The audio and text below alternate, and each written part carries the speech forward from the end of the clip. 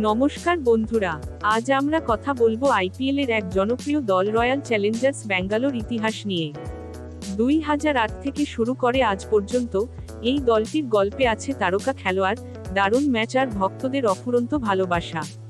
চলুন জেনে নিই তাদের এই যাত্রার কাহিনী। আরসিবির গল্প শুরু হয় 2008 সালে, যখন আইপিএল এর প্রথম মরশুমে তারা মাঠে নামে। দলের প্রথম মালিক ছিলেন বিজয় মাল্য, আর অধিনায়ক ছিলেন রাহুল দ্রাবিড়। কিন্তু প্রথম মরশুমে তারা মাত্র 4টি ম্যাচ জিতে সপ্তম স্থানে থাকে। 2009-এ কেভিন পিটারসন নেতৃত্ব নেন, আর দলটি ফাইনালে পৌঁছায়, কিন্তু ডেকান চার্জার্সের কাছে হেরে যায়। এই সময়টাই ছিল আরসিবির ভিত শক্ত করার সময়। 2011 সালে বিরাট কোহলি অধিনায়ক হন, আর এখান থেকেই আরসিবির সোনালী যুগ শুরু হয়। 2013-তে ক্রিস গেইলের 175 রানের অপরাজিত ইনিংস আইপিএলের ইতিহাসে একটা মাইলস্টোন।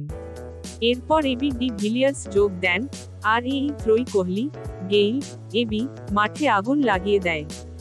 2016 সালে তারা আবার ফাইনালে যায়, কিন্তু সানরাইজার্স হায়দ্রাবাদের কাছে হেরে আবার শিরোপা হাতছাড়া হয়। চিন্নাস্বামী স্টেডিয়ামে লাল কালো জার্সির সমুদ্র।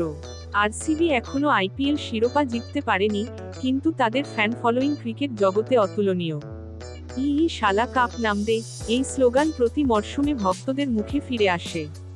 বিরাটের আগ্রাসী নেতৃত্ব, এবির অবিশ্বাস্য শট আর গেইলের বিধ্বংসী ব্যাটিং, এসবই আরসিবিকে ভক্তদের হৃদয়ে জায়গা করে দিয়েছে। 2025 সালে এসে আরসিবি এখনো শিরোপার স্বপ্ন দেখছে। ফাফ ডু প্লেসি, রজত পাটিদারের মতো খেলোয়াড়রা দলকে নতুন শক্তি দিচ্ছে। বিরাট কোহলির নেতৃত্বে তারা প্রতি বছর নতুন আশা নিয়ে মাঠে নামে। এবার কি কাপ আসবে ব্যাঙ্গালোরে? আরসিবির ইতিহাস শুধু জয় পরাজয়ের নয়, এটা লড়াই আর আবেগের গল্প। আপনার মতে আরসিবি কবে শিরোপা জিতবে? কমেন্টে জানান, লাইক করুন, আর চ্যানেল সাবস্ক্রাইব করতে ভুলবেন না।